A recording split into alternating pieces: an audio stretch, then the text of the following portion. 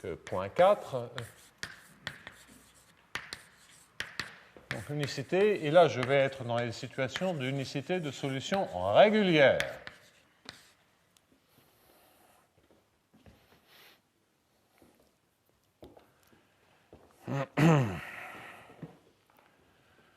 Bon, alors il n'y a en fait aucune difficulté.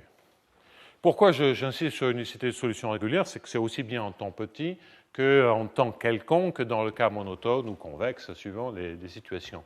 Alors pourquoi il n'y a aucune difficulté? Il y a 36 démonstrations possibles. C'est que si je prends U et U tilde, deux solutions, eh bien, je vais simplement écrire que D sur dt de U moins U tilde, et je ne vais pas tarder à... Bon, alors, je ne vais pas aller trop vite, plus H' de U, gradient U moins U tilde, moins somme sur alpha bêta de A alpha bêta D2 alpha bêta U moins U tilde. Ben ça, si, ça serait trop beau que ce soit 0, parce que sinon il n'y aura vraiment pas de souci à se faire et on n'aura pas besoin de la régularité. Mais évidemment, l'erreur que j'ai commise, c'est que le U tilde, il vient avec une équation dans laquelle il n'y a pas H' de U, mais H' de U tilde. Et donc, l'erreur que j'ai commise, c'est qu'il me manque un H' de U tilde moins H' de U. Alors, je vais mettre un U tilde ici, je préfère. Ça me fera moins de tilde. Non, d'ailleurs, c'est pas vrai, mais peu importe. Donc, l'erreur que j'ai commise, c'est que l'équation, elle vient avec un H' de gradient U, et donc, il faut que je corrige cette erreur. Si, j'ai un tilde en moins. Et surtout, on a un gradient U. Et en fait, j'ai juste besoin de savoir que U est une solution régulière. Je n'ai pas besoin de savoir que les deux sont régulières. J'ai juste besoin de savoir que l'une est régulière.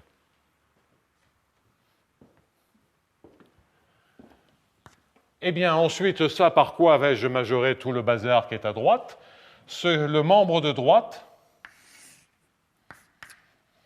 que je baptise T, en valeur absolue, eh bien, vous pouvez le majorer par gradient U, normel infini. Et on a vu que la régularité, c'est obtenir une estimation des dérivées premières de U, fois la différence de H' de U tilde moins H' de U.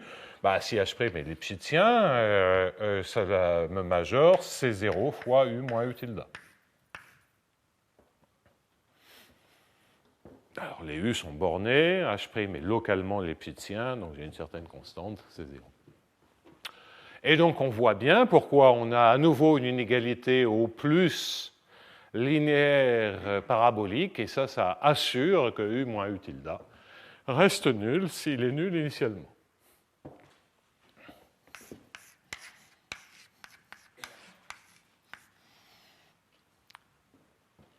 Bon, je vais vite, mais ça ne présente vraiment aucune difficulté. Hein. À nouveau, si quelqu'un veut plus de détails, je les donne, mais c'est vraiment des arguments complètement standards du point de vue des équations de dérivées partielles.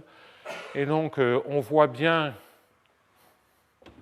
je veux dire, c'est comme pour l'existence d'une solution régulière sur un intervalle de temps maximal. Mettre en place toute la démonstration, j'en prends pour 2 heures à faire tous les détails très proprement, etc. Donc je me contente de vous montrer pourquoi ça marche, et l'argument essentiel, c'est qu'effectivement, on sait contrôler les dérivées sur des petits intervalles de temps. À partir de ce moment-là, c'est une construction quasiment logique, enfin abstraite, qui vous fait le boulot, une fois que vous avez une petite estimation a priori comme ceci. L'unicité, on repère qu'il n'y a pas de difficulté quand on est dans la zone de régularité, et comme souvent dans les équations non linéaires, il suffit qu'il y en ait une qui soit régulière. Ce qui est assez normal, parce que vous avez un terme non linéaire moins un terme non linéaire, et on le fait pivoter sur le... Si on a au moins une qui est bonne, on fait pivoter sur le morceau qui est bon. Bon. Ici, le U. Donc tout ceci, c'est relativement standard, et je reviens en arrière. Hein. On a compris unicité, régularité, existence, unicité, tout ce que vous voulez en temps petit dans le cas général. Et on a compris que la régularité était contrôlée par une estimation de Lipschitz. Et on a compris que dans le cas où c'était un gradient, parce qu'il y avait une certaine symétrie de la matrice DI-UJ, parce qu'il y avait la symétrie de DI-UJ, on a compris pourquoi on pouvait obtenir cette estimation a priori. Et on a obtenu aussi l'estimation a priori, sans supposer que c'était un gradient, dans le cas où alpha bêta est égal à 0. Alors, donc, la question qui se pose, évidemment, je vais faire un petit retour en arrière sur... ça marche bien quand on a un gradient. Est-ce que par hasard, on sait comprendre de combien on diffère d'un gradient? OK, on n'est peut-être pas exactement un gradient, mais initialement, on est à une distance bornée d'un gradient. Est-ce qu'au cours du temps, le fait qu'on ne soit pas trop loin d'un gradient, est-ce qu'on arrive à le maintenir, ceci? Qu'est-ce que ça veut? Qu'est-ce que je suis en train de raconter? Je suis en train de dire, la matrice DIUJ, elle n'est peut-être pas symétrique, mais initialement, la non-symétrie de DJUI qu'on mesure par DJUI moins DIUJ, ce qui s'appelle le rotationnel, cette non-symétrie du DU, est-ce que je peux la majorer au cours du temps? Parce que si j'arrive à la majorer au cours du temps, je serai quand même très proche globalement d'un gradient. Donc après, on pourra faire un petit retour en arrière, mais grosso modo, dans le B cube, si le manque de symétrie de B, j'arrive à le majorer, je dois pouvoir glisser dans mon B cube, éliminer le manque de symétrie, me ramener au cas symétrique et ça va marcher. Bon, pas une démonstration, mais c'est un espoir. Alors cet espoir, il est mal parti parce que ça, c'est déjà un calcul que j'ai fait. Donc, je vais le rappeler parce que je pense que c'était tombé sur une séance un peu particulière. Je vais refaire ce calcul-là parce que ça ne se passe pas très bien.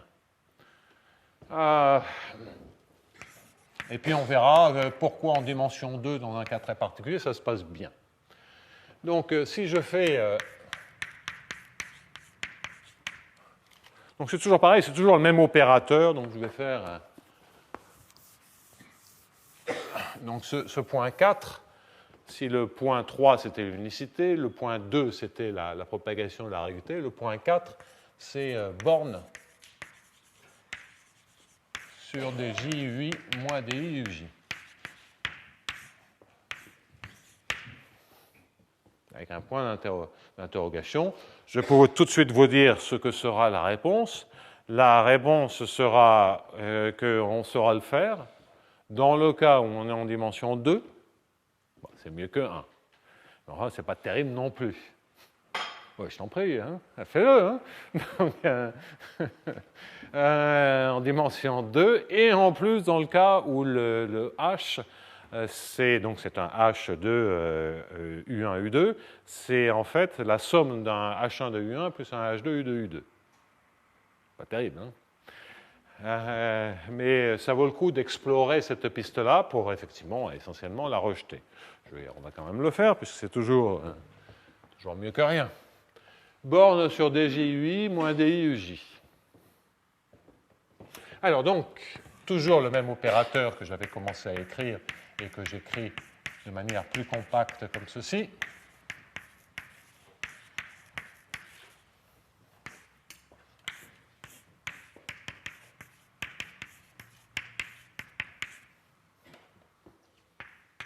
Bien. Donc, lorsque je fais ceci, les termes supplémentaires que je récupère sont les termes qui consistent à faire porter une fois la dérivée, de faire porter le d sur dxi sur le h' de u, et ici le d sur dxj sur le h' de u. Bien. Alors, donc, qu'est-ce que je... Et d'ailleurs, j'ai dit djui, j'ai changé de signe, pardonnez-moi. J'ai ici quand même... Ça n'a rigoureusement aucune espèce d'importance, bien sûr, mais bon. Alors, donc, bien, si je fais ceci, je récupère donc h seconde kl de u, dl de ui, ça c'est le gradient ui que j'ai, Et si je fais ceci, il y a un signe moins d'ailleurs, H seconde KL, DL UI, et puis je dérive des JUK.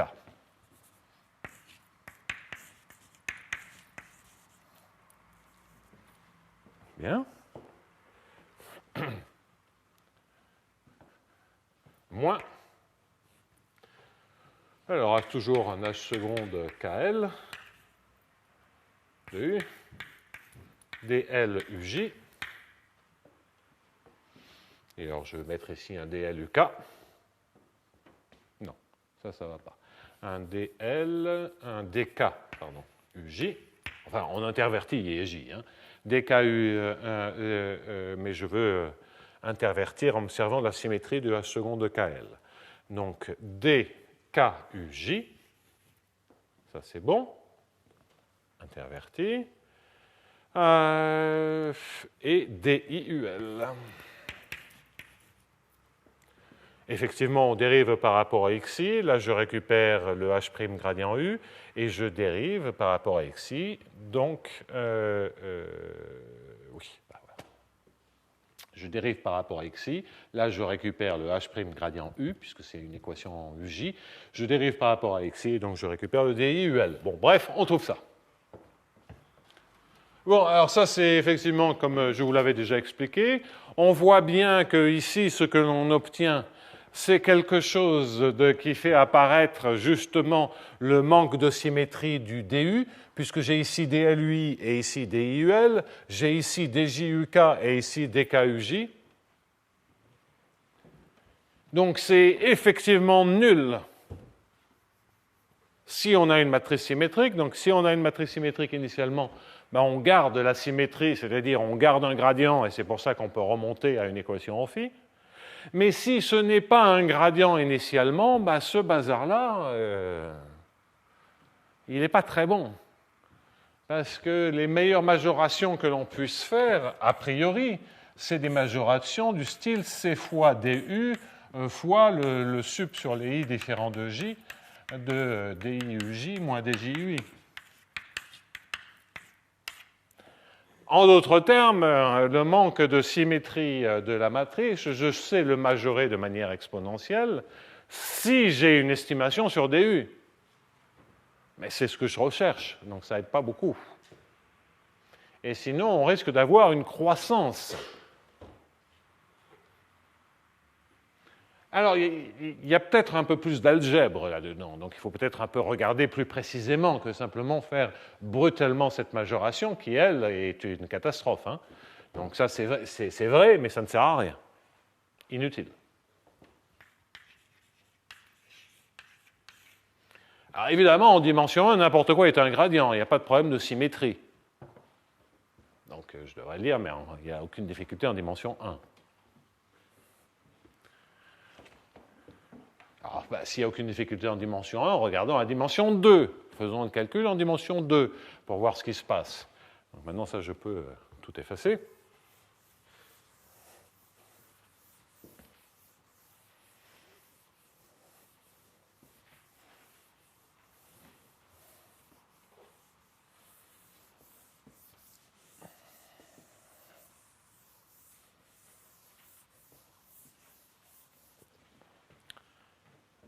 Alors, donc, si d égale à 2.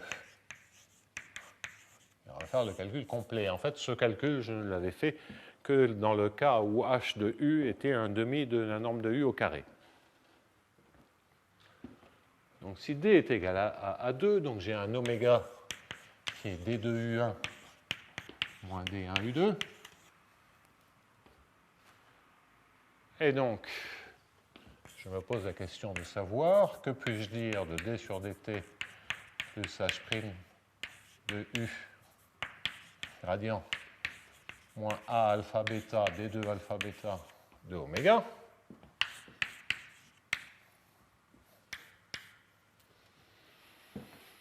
Bon, bah, on y va.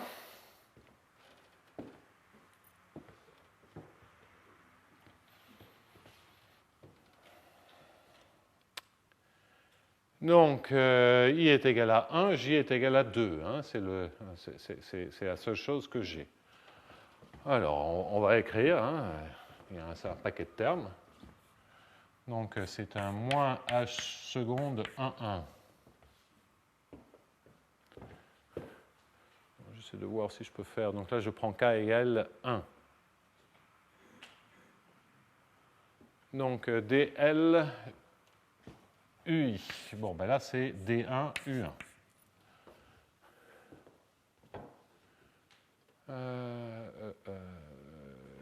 J, c'est 2, donc D2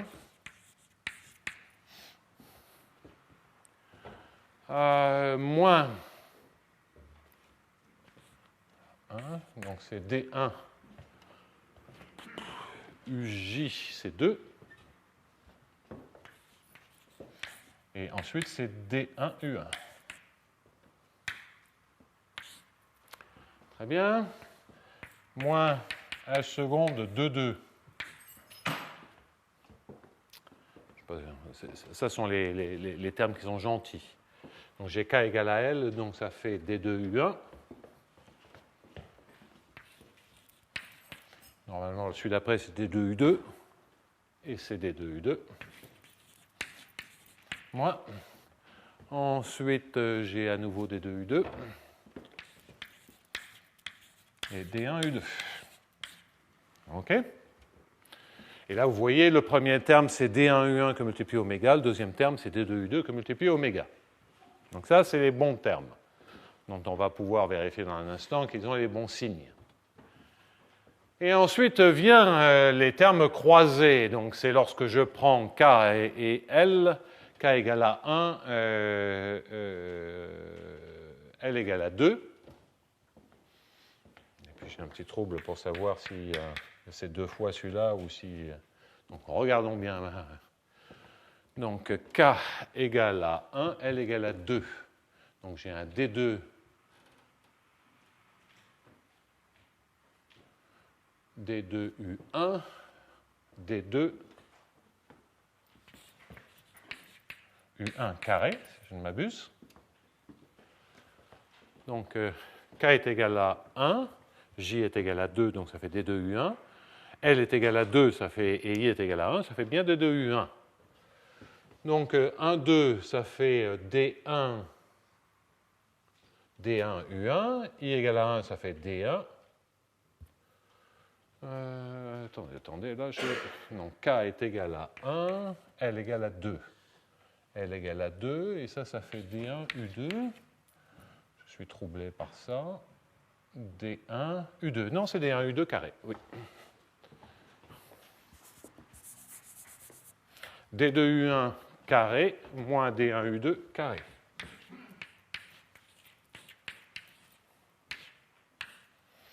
Et enfin, j'écris quand même le terme en moins H seconde de 1. Alors 2, 1, je préfère mettre les indices ici. Donc ici, ça fait 2, 1, D1, U1, D2, U2.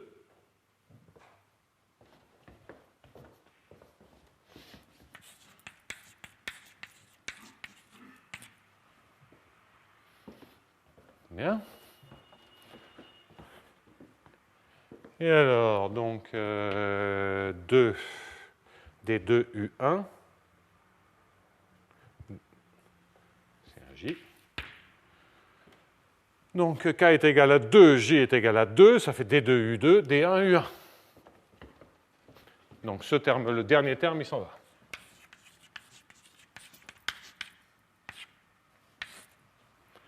Voilà. Alors, en dimension 2, voilà le calcul exact. Je récapitule. Et ça colle avec des calculs qu'il m'est arrivé de faire dans les semaines passées.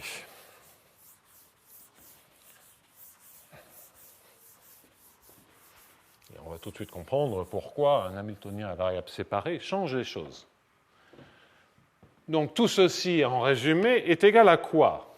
Est égal à moins H seconde 1, 1 D1 U1 plus h seconde de 2 d2u2 que multiplié oméga. Alors, regardez bien, je factorise d1u1, il me reste d2u1 moins d1u2, ça c'est oméga, donc avec le signe moins devant. Même chose, h seconde de 2 d2u2 multiplié par oméga. Donc ces deux termes, ils y sont. Et enfin, j'ai un autre terme qui, alors lui, est absolument pas sympathique, qui est donc un moins h seconde 1, 2, d2u1 carré, d2u1 carré, moins d1u2 carré.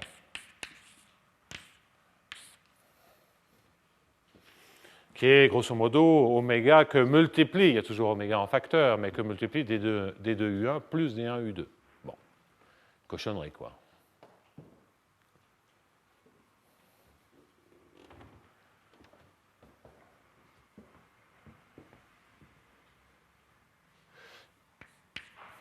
Non, ce n'est pas une cochonnerie, tout à coup je réalise. Moins h seconde, donc moins h seconde 1, 1, d1, u1, plus h seconde 2, 2, d2, u2, plus h seconde 1, 2, facteur de d2, u1, plus d1, u2. Le tout multiplié par oméga. Donc en temps réel, j'améliore ce que je vous ai annoncé. On n'aura pas besoin que h soit à variable séparée. On n'a pas besoin que h soit... pourquoi? Parce que le terme qui est ici, en fait, il est positif ou nul, si u est monotone. Parce que ce que vous récupérez ici, tout ce terme-là, c'est donc moins trace de h seconde du fois oméga.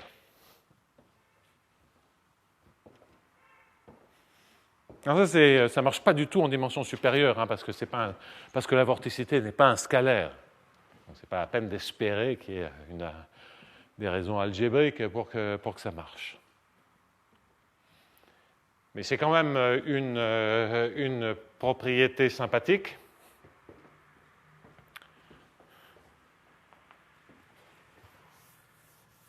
Alors, ce qui est assez rigolo, c'est que je vous avais dit, quand j'avais fait ce calcul sur la vorticité, je vais être tout à fait honnête, je l'ai dit, je le fais dans le cas 1 demi de U2 et on a une formule un peu plus compliquée dans le cas du H. C'était complètement à l'esbrouf, je n'avais jamais fait le calcul. Je me disais, ça doit marcher pareil. Donc c'était mon intuition. Puis j'ai fait le calcul il y a quelques semaines et je me suis rendu compte que ça ne marchait pas pareil, qu'il y avait tout ce terme-là. Puis là, en temps réel, effectivement, ce que mon intuition était correcte, même si j'avais eu un peu de mal dans le calcul intermédiaire que vous n'avez pas vu. Donc je ne vous ai pas menti, j'ai pris des risques qui se révèlent être... Bon, des risques, il ne faut pas exagérer. Hein, la vie de... Il n'y a pas de vie en jeu. Hein.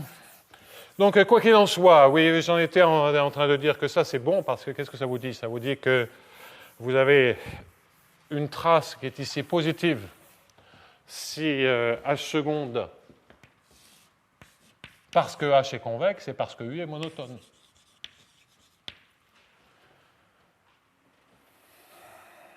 OK, et donc ça, ce que ça vous assure, ça vous entraîne le principe du maximum, que oméga est majoré, quel que soit x, quel que soit t, donc c'est une excellente estimation a priori, par le sup sur x de oméga 0 de x. Parce que vous avez un terme d'ordre 0, mais lui, il atténue, et ensuite, vous avez une équation parabolique qui n'augmente jamais le maximum. Alors ça, pourquoi c'est vrai, hein, lorsque vous avez une matrice symétrique qui est positive ou nulle et que B est une matrice qui est positive ou nulle, pas nécessairement symétrique.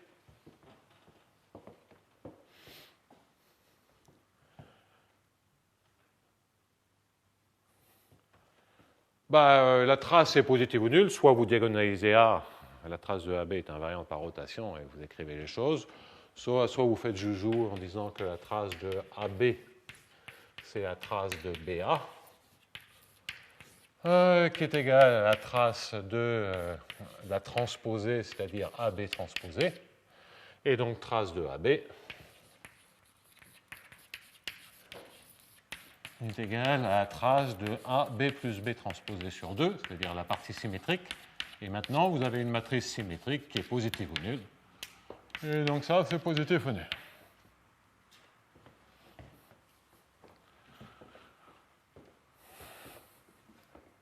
Non, sinon, vous dites A est symétrique, donc diagonalisable. Et dans une base, la trace est invariante par changement de base. Donc, vous avez une nouvelle, dans cette nouvelle base, la matrice B est toujours positive ou nulle. Hein. Et maintenant, A est diagonale, et ça vous fait la somme des lambda I, BI. Les BI, comme c'est une matrice positive ou nulle, sont positifs ou nuls. Les lambda I sont les valeurs propres de A, sont positives ou nulles, et donc c'est gagné. Bon, enfin, ça, c'est des vieux exercices que tout le monde a fait, mais c'est beaucoup plus élégant d'observer ceci. Bien.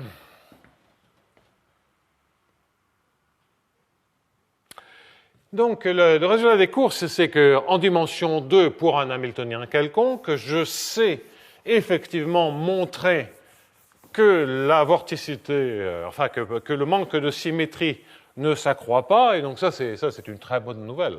Très, très bonne nouvelle pour obtenir des estimations a priori sur DU en dimension 2. Dans le cas, bien entendu, où U est monotone. Hein. Là, on s'est servi du fait que U soit monotone. Et même chose, si U n'est pas monotone, c'est faux.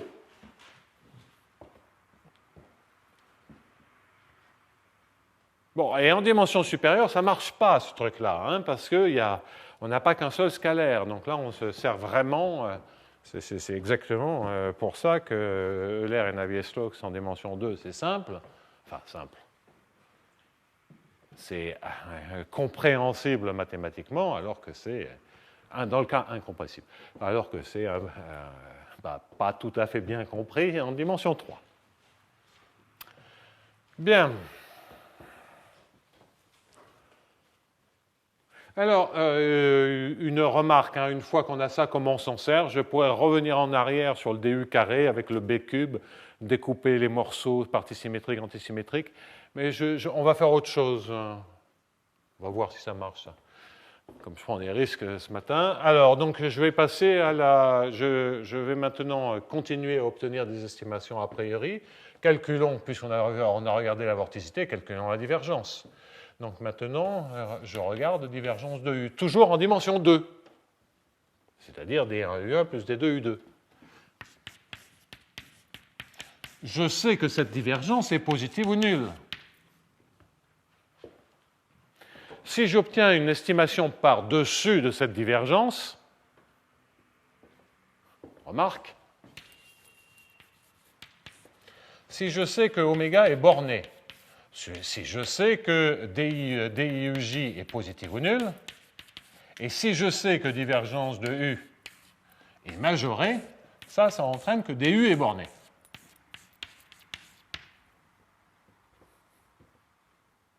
Bon, l'analogue, c'est presque des fonctions convexes, hein, puisque le rotationnel est borné. Bon, pour une fonction convexe, si le Laplacien est majoré, les dérivées secondes sont majorées. Alors pourquoi? Bien, vous voyez tout de suite que le fait que la divergence soit majorée, ça vous dit que D1U1 est borné, parce qu'il est positif, et D1U1 plus D2U2, la somme des deux, les deux étant positifs, sont majorés. Donc ça veut dire que D1U1 et D2U2 sont bornés. En plus, comme c'est une matrice positive, vous savez que D1U2, D2U1 est majoré par D1U1 fois D2U2, c'est le déterminant. OK ? Et maintenant, vous savez que la différence de ces deux termes est bornée. Bon, ben ça vous dit que si vous prenez deux réels dont le produit est majoré et dont la différence est bornée, ben ces réels, ils sont bornés. Donc voilà pourquoi, effectivement, si on sait que la divergence est bornée, vu toutes les autres informations par-dessus, elle est automatiquement par-dessous, vu toutes les autres informations, en fait, DU est borné. Et puis si DU est borné, on est dans un régime de régularité, comme on l'a déjà expliqué. Ça, c'est en fait beaucoup plus général que ça en dimension quelconque, mais bon, de toute façon, on ne sait pas majorer la vorticité en dimension, enfin, on ne sait pas, je ne sais pas.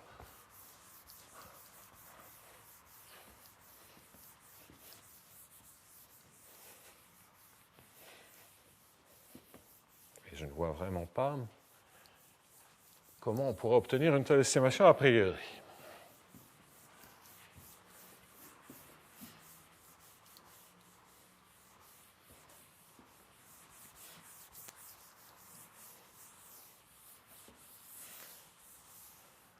Bon, donc, question pour conclure le cas de la dimension 2 totalement.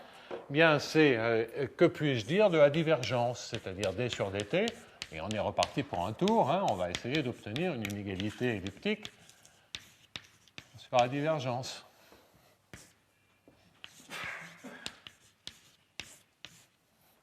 Bah, si je fais ça, qu'est-ce que je dois faire?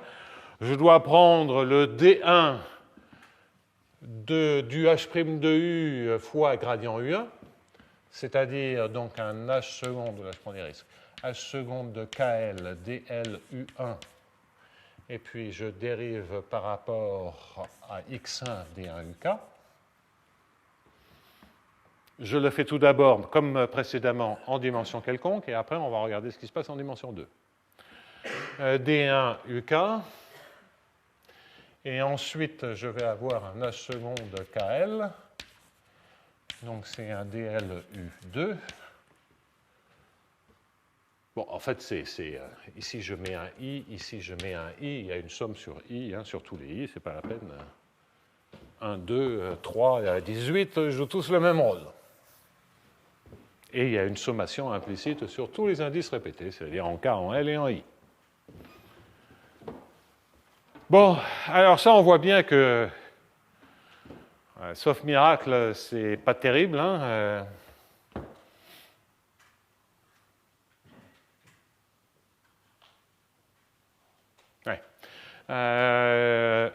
Sauf miracle, c'est pas terrible, ça.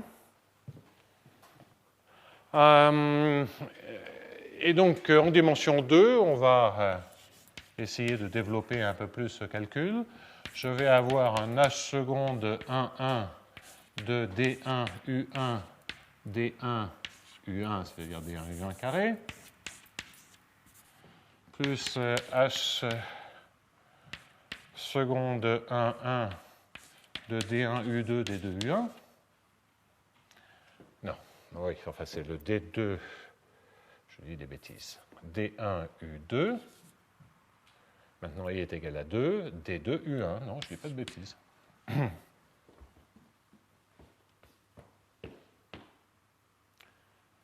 chose qui me trouble là-dedans. Oui, il y a un signe qui est faux. C'est moins. Ouf. Je me disais, sinon je suis quand même mal parti.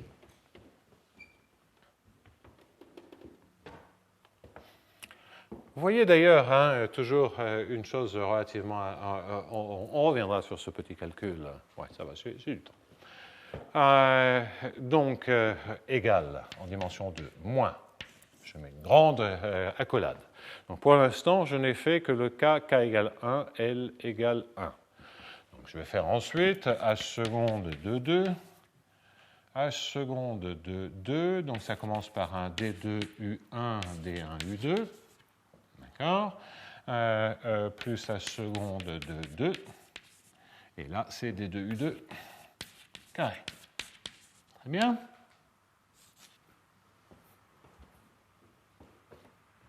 Et il me reste maintenant le h seconde 1, 2.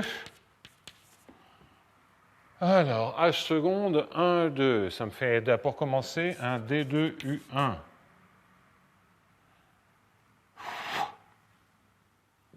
D1 U1 si je ne m'abuse. I égale à 1. Dans quoi je me suis embarqué? K égale à 1, I est égal à 1, L égale à 2. Bien. H seconde 1, 2, et ensuite je passe à I égale à 2. Donc ça me fait plus H seconde 1, 2. Donc I égale à 2, D2 U2. I égale à 2, D2 U1. C'est bon. Est-ce que je le crois, ça? K égale à 1, I est égal à 2. Donc ça a l'air d'être correct. D2 U1, H seconde 1, 2, D1 U1. Bon, ben, admettons. Et enfin, dernier terme, on n'a plus que deux termes. Hein. H seconde d de 2. Alors, donc, D2U1, D1, U2. Plus H seconde de 2, puis là, il n'y a que D2. D2, U2 carré.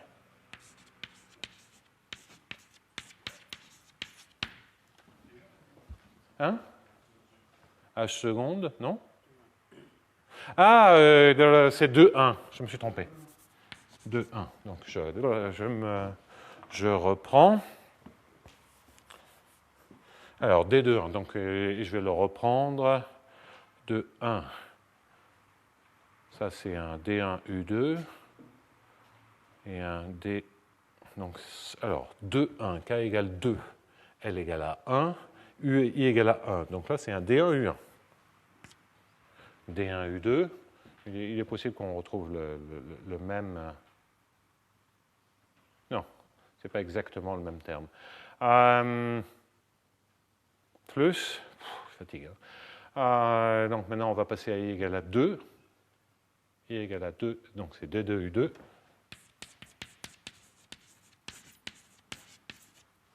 D2, U2. Donc I est égal à 2 et K est égal à 2. D2, U2 carré, non, attendez, là il y a un manque de symétrie qui me pose un problème. Alors c'était peut-être ce terme-là qui était inexact. Donc déjà je vérifie. Donc je suis à K égale 2, I égale à 2. Donc ça c'est un D2, U2 carré. Et ah oui, mais j'insiste, c'est 2, 1, décidément. H seconde 2, 1, donc L est égal à 1, donc ça fait un D1 et I est égal à 2, donc D1, U2, pardonnez-moi, D1, U2, et là c'est un D2, U2, je lève la tête quand même, D2, U2, I est égal à 2, K égale à 2, c'est bon. Désolé. Alors, dans ce bazar, que reconnaît-on?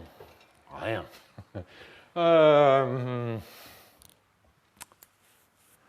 On va essayer d'isoler la divergence le plus possible.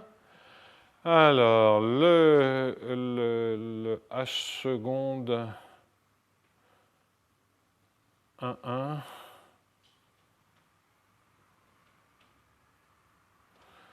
J'avoue que je suis un peu troublé par les termes, tous ces termes-là.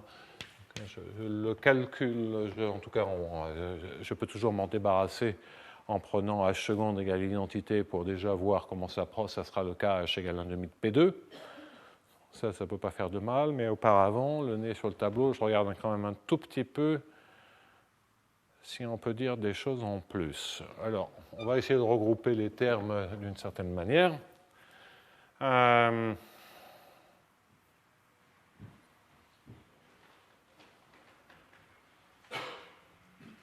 Oui. Alors, on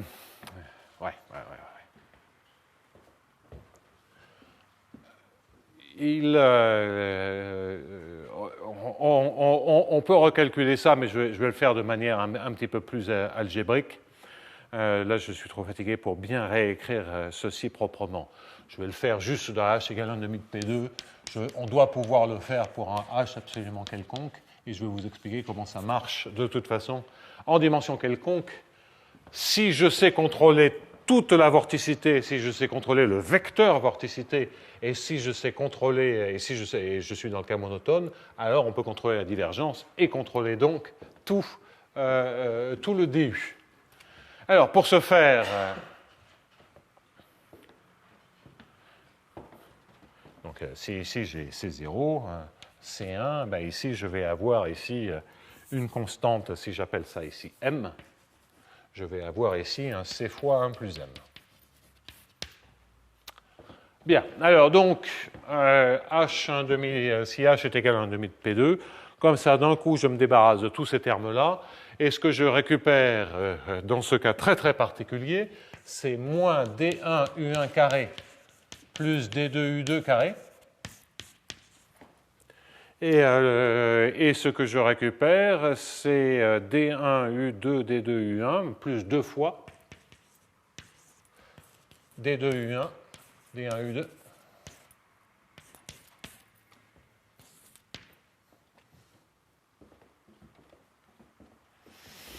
Bien. Et maintenant, je vais me servir de la majoration sur D2U1 moins D1U2. Donc, vous voyez que ceci, je peux le majorer par 2 fois oméga. Donc, je vais écrire ceci comme étant moins 2 oméga D1U2, par exemple.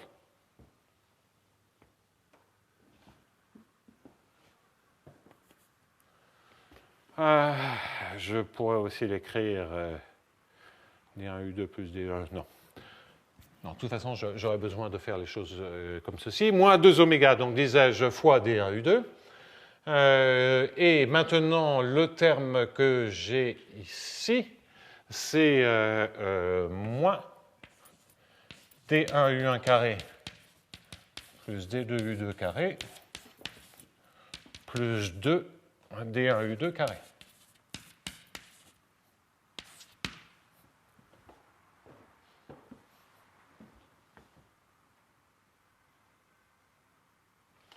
Mais bon, si je peux faire apparaître un D1U2 carré et un D2U1 carré, ça me change un peu ce terme-là. Au lieu d'avoir moins 2 oméga D1U2, j'aurai moins oméga D1U2 plus D2U1. Bon, ça c'est une variante plus symétrique si on veut des choses qui soient clairement invariantes par rotation.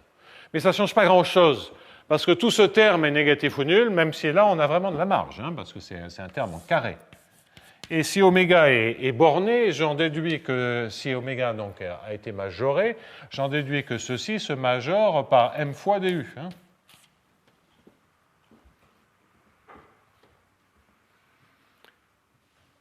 Bien.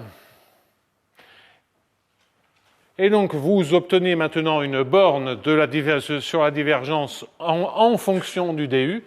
Et comme c'est une borne qui croît comme du, vous voyez que du peut se majorer. M fois du, c'est même une majoration locale. Donc tout ceci se majore par m fois divergence de u plus une constante.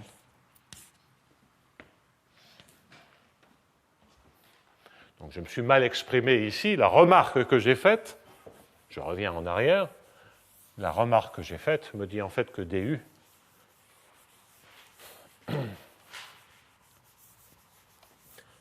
ça entraîne, voilà une chose qui est beaucoup plus claire, une majoration par c fois la divergence de u plus 1.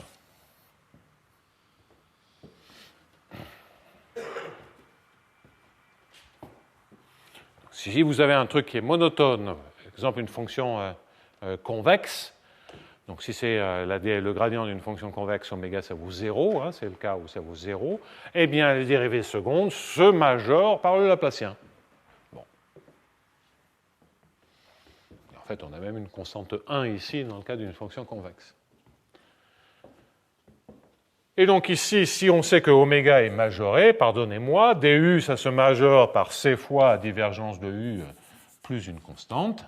Et donc vous obtenez bien une majoration de la divergence de u, en tout cas dans le cas d égale 2, dans le cas h égale 1,5 de P2.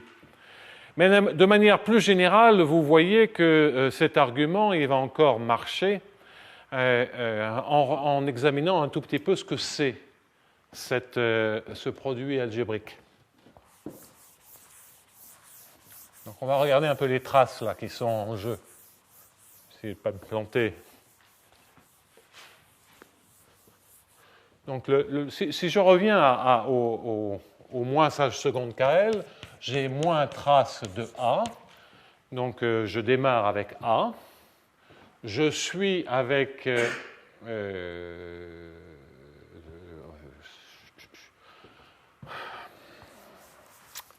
donc c'est un BKI, pardonnez-moi. BKI AKL et BIL. Et donc, si je démarre avec B, pardonnez-moi, ça fait moins BIL A symétrique ALK BKI. Et donc, vous voyez bien, moins trace de BAB.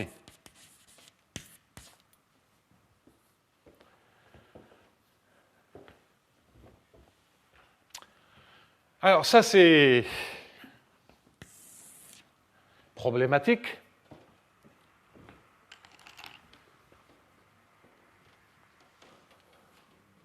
C'est problématique.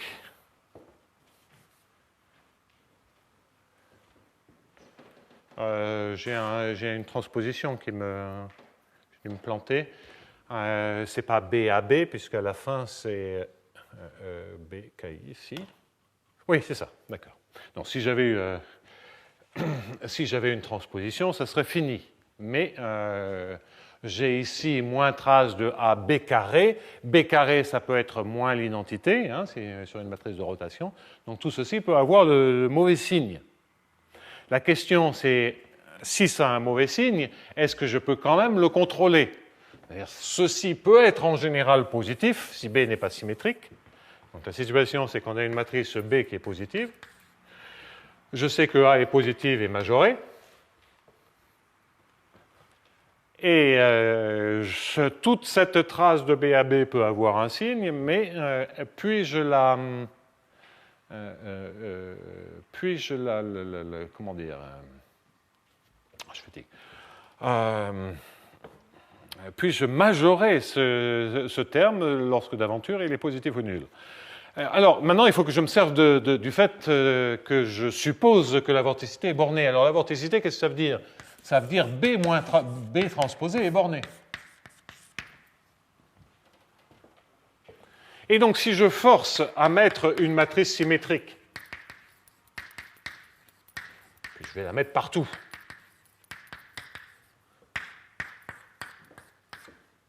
si je fais ça, bien, vous voyez que tous les termes d'erreur que j'ai commis sont des termes dans lesquels j'ai remplacé un demi de B par un demi de B transposé. Et donc, ceci, je peux réécrire ceci comme cela, et je vais avoir, en fait, avec une inégalité, plus C fois quelque chose qui est de l'ordre de B.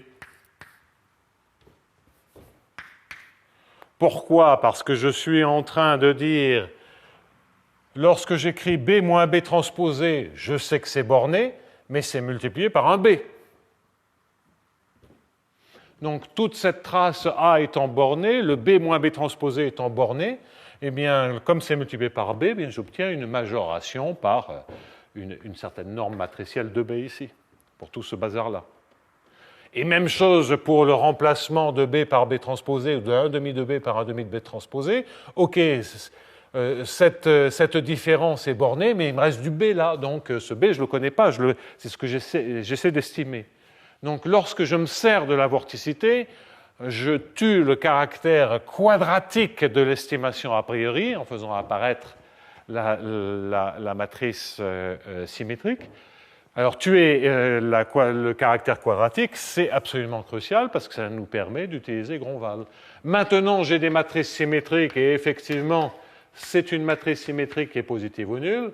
Donc, la trace de tout ceci est positif ou nul. Hein, lorsque vous prenez comme ceci des matrices symétriques, vous faites passer celle qui est ici, le carré est symétrique, positif ou nul, A est symétrique, positif ou nul. Donc, toute cette trace est positive ou nulle. Lorsque vous avez des matrices symétriques, je ne suis pas en train de dire la trace de ABC est positive, hein, c'est que là, j'ai deux fois la même.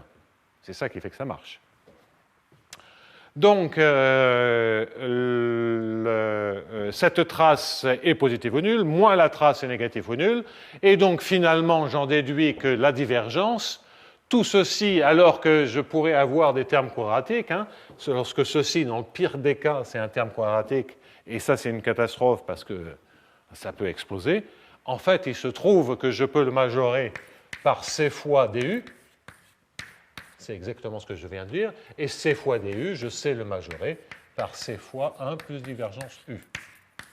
Donc voilà pourquoi, effectivement, lorsque je contrôle la vorticité, je contrôle en fait la divergence et tout DU, quelle que soit la dimension. Donc je résume. Qu'a-t-on vu? Nous avons simplement vu que si on sait contrôler la partie non symétrique de DU, c'est gagné. Il y a un seul petit hic, c'est que la partie non symétrique de du, je ne sais la contrôler qu'en dimension 2. Ou si elle est nulle, auquel cas je sais la contrôler, parce qu'elle reste nulle. En général, elle peut croître, et si elle croît, on ne sait pas pour l'instant. Alors, faisons un petit tableau récapitulatif sur ces histoires de régularité. Donc, le problème est, je vais dire, bien posé. Bon, alors donc l'unicité, monotonie, dans tous les cas de figure, ça c'est clair. Régularité, c'est A alpha bêta égale à 0. U égale gradient phi, ou D inférieur ou égal à 2. Voilà où on en est.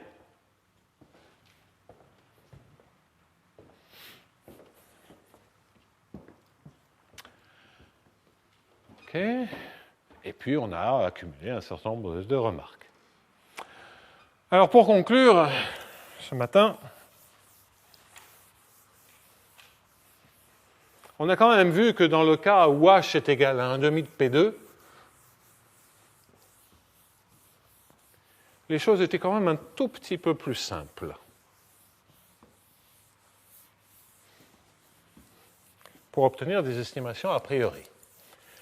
On l'a vu en dimension 2 à un moment donné, je me suis amusé à simplifier ça, mais on peut faire les choses encore de manière encore algébriquement encore plus agréable que ce que j'ai fait là, mais là j'ai le nez sur le guidon. C'est-à-dire dans le guidon, c'est-à-dire sur le tableau, et je ne m'en tirerai pas. Donc ça, c'est un détail. Le point important, donc je ne sais pas à quel numéro j'en suis, si c'est 5, c'est le cas particulier où H égale 1,5 de P2. En fait, c'est un H qui est en fait quadratique, mais quadratique au sens d'une forme quadratique. Que ce soit la matrice identité derrière ne joue absolument aucun rôle. Alors, je reprends le... Ah, flûte, j'avais dit que je voulais le garder et je l'ai effacé. C'est pas grave. D sur dt de ce que j'ai appelé W. Plus, alors, H' de U, c'est U. Donc, c'est U gradient W. Moins A alpha et W, c'est 1,5. Je ne sais pas pourquoi je mets 1,5, c'est du carré. U gradient W, moins A alpha bêta, D2 alpha bêta, W. Donc c'est le calcul que j'ai fait tout à l'heure. C'est là où on se payait tout le terme avec les moins H seconde, KL, DIUJ, blablabla.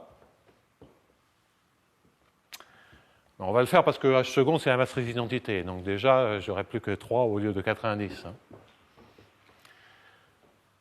Ou 4 au lieu de 5, j'en sais rien. Alors en tout cas, ce qu'on avait vu tout à l'heure, c'est que ça se majorait par C fois W1,5.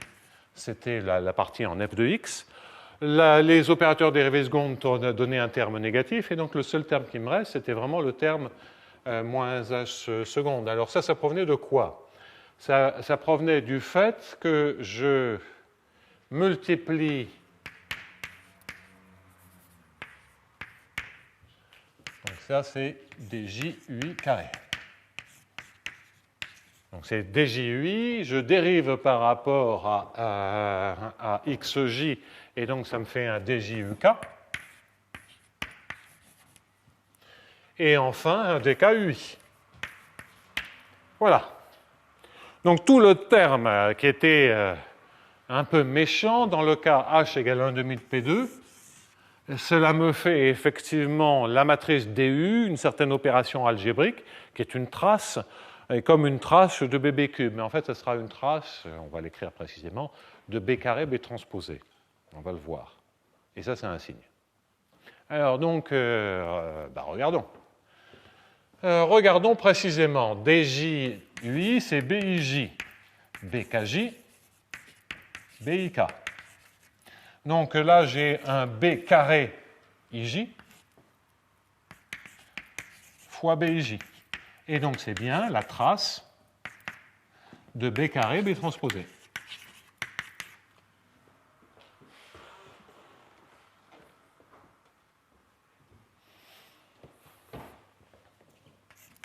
ce que bien entendu j'écris la trace de BB transposé.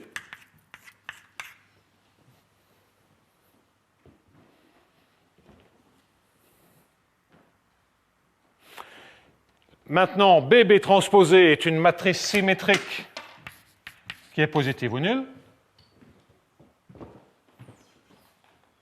BB transposé est une matrice symétrique positive ou nulle. B est une matrice positive ou nulle. Et donc la trace est positive ou nulle. Si la trace est positive ou nulle avec un signe moins, ben tout ceci, ça se majore par C fois W1,5. Et on a obtenu l'estimation a priori. Alors, donc, qu'est-ce que je suis en train de dire? Je suis en train de dire que ce qui marchait bien, ce qui ne marchait pas tout à l'heure, c'était qu'on avait une trace dans laquelle il y avait du B carré, du B transposé, du A, etc. Et puis ça, en général, on ne s'en tire pas. Mais dans le cas où H est égal à 1,5 de P2, c'est cette matrice-là. Et là, on a un bon signe, et donc on a une estimation de DU carré, c'est gagné, on a démontré la régularité. Et donc, je peux tout de suite rajouter pour la régularité que ça marche aussi si H est égal à 1,5 de P2 et variante, hein, parce qu'on voit bien que ça, c'est pas... On voit bien que si au lieu d'avoir 1,5 de P2, j'ai une matrice à la place de l'identité, bien, il va falloir prendre un autre carré par rapport à une autre matrice pour compenser. Ce qui d'ailleurs donnera peut-être l'idée, mais ça, je vais vous laisser souffler, que si j'ai un H qui n'est pas quadratique, ben on a une matrice qui dépend de U. Et que donc, peut-être l'idée, ça sera d'essayer de trouver une matrice qui dépend de U qui factorise cette forme quadratique, pour justement faire que l'algèbre qui est là se passe bien. Alors cette matrice, c'est H seconde. Il y a des raisons pour lesquelles c'est H seconde. C'est lié à des effets régularisants sur les équations Hamilton-Jacobi. La suite après les vacances. Donc il va falloir faire encore un pas assez conséquent pour améliorer ces estimations a priori. Mais en tout cas, je voulais observer que dans le cas où la matrice des dérivées secondes est l'identité, ça marche. Et si la matrice des dérivées secondes n'est pas l'identité, ben on a un souci parce que on glisse un A là. Et puis là, ça s'effondre. Parce que j'ai maintenant trois matrices. Une matrice symétrique positive ou nulle, une matrice symétrique positive ou nulle, et une matrice positive ou nulle. Ben ça ne marche pas. Enfin, je crois que ça ne marche pas. Je ne vois pas pourquoi ça marcherait, pour être plus précis. Parce que, grosso modo, si je prends le produit de deux matrices symétriques positives ou nulles, ben le spectre est un peu compliqué. Et donc, la trace de B fois ça, c'est pas gagné. Donc, voilà pourquoi, en tout cas, dans le cas où H2 égale 1,5 de P2, on a la régularité. Alors, on a quand même bien avancé parce qu'on a fait 90% du boulot, hein.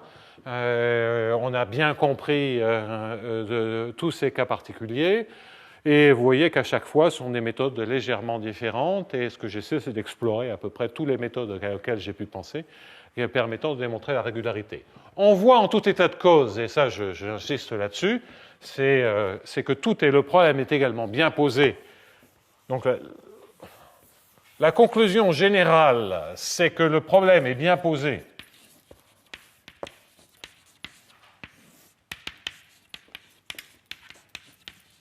en temps petit.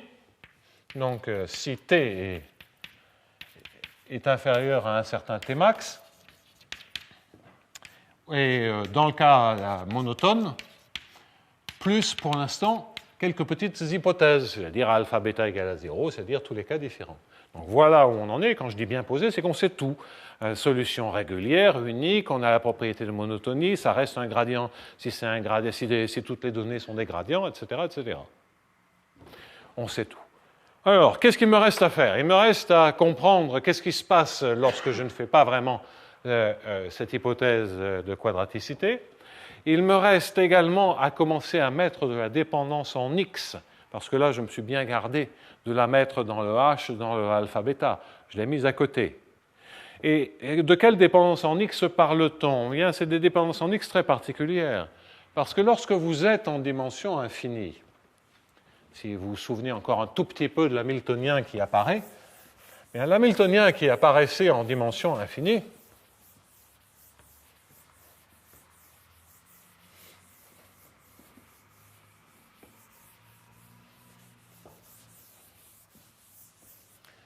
remarque,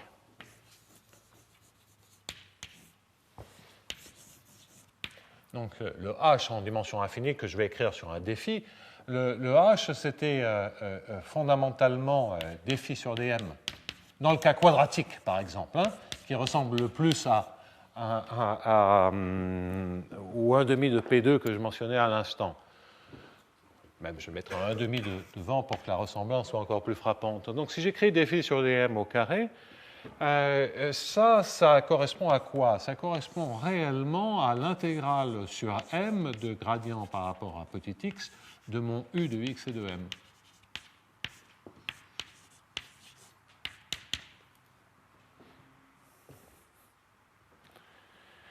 Et donc vous voyez que, bon, ça, c'est bien une norme au carré de u, donc ça ressemble beaucoup à un h de u qui serait du u2.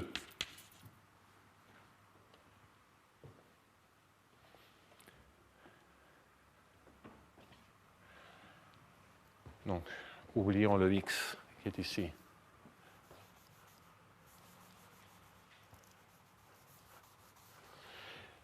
Mais c'est multiplié par m. Et mon m, c'est la variable que je discrétise. C'est de dire que si m, qui était une certaine mesure de probabilité, si l'espace de base est maintenant un ensemble fini, eh bien, M, ça va être donc avec un certain nombre d'atomes, enfin un certain nombre de points qui sont QI, mais M, c'est des sommes sur des XI delta QI. Et donc, mes XI, ce sont les variables dans RD. Et donc, vous voyez que ce que vous avez envie de récupérer, c'est plutôt une somme de XI ici. Somme de XI, et puis après, c'est effectivement, ça on peut le voir, mais c'est plutôt une somme de xi UB carré. L'équivalent de ceci. Ça ressemble à ça. Il y a un côté diagonal dans l'opérateur quadratique qui est ici. Parce que c'est précisément m au point m. Donc il y a une dépendance en x, elle y est, mais elle est aussi très particulière. Elle est affine, et même elle a un petit côté diagonal.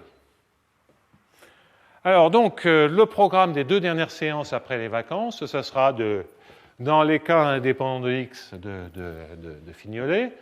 Dans les cas, enfin fignoler, c'est introduire le h seconde et tout, de comprendre brièvement comment ça s'étend et à quelle dépendance en x. Et puis, dans la séance finale, hein, c'est ce que j'ai envie d'appeler le bouquet final, ça sera de remonter en dimension infinie, et là, sans vous donner tous les détails, d'expliquer, grosso modo, qu'est-ce qui passe en dimension infinie, de tout le bazar que l'on aura fait en dimension finie. Donc, ce sera les 2 séances. Oui, ça fait beaucoup hein, pour les dernières séances. Enfin, c'est la vie. Sur ce, oui, en tout cas, je ne serai plus sur l'estrade, même s'il y a encore 2 heures à venir dans un petit moment. Et je vous souhaite d'excellentes fêtes de fin d'année.